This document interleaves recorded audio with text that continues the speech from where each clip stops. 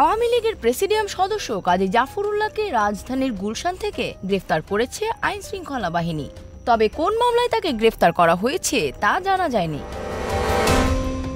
18 September দিবাগত রাতে তাকে গ্রেফতারের বিষয়টি জানায় আইন শৃঙ্খলা বাহিনী। গ্রেফতারের পর অসুস্থতা বোধ করায় কাজী জাফরুল্লাহকে জাতীয় হৃদরোগ ইনস্টিটিউটে নেওয়া হয়েছে।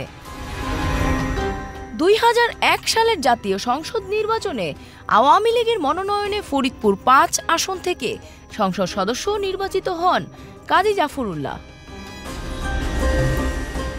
পরবর্তীতে 2014 ও 2018 সালে ফরিদপুর 4 আসনে নৌকা প্রতীক নিয়ে স্বতন্ত্র প্রার্থী মুজিবুর রহমান চৌধুরী নিক্সনের কাছে পরাজিত হন তিনি।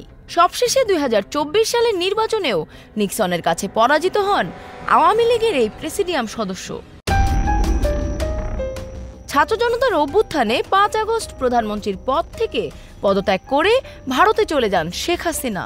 এরপর থেকে আওয়ামী লীগ সরকারের বেশ কয়েকজন মন্ত্রী, সংসদ সদস্য, উপদেষ্টা ও শীর্ষ পর্যায়ের নেতা গ্রেফতার হয়েছেন।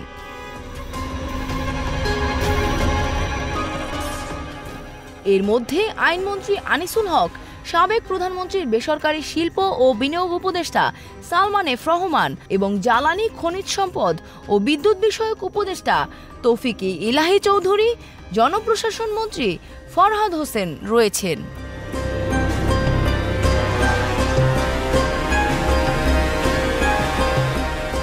ডেস্ক রিপোর্ট, দেশ রূপান্তর।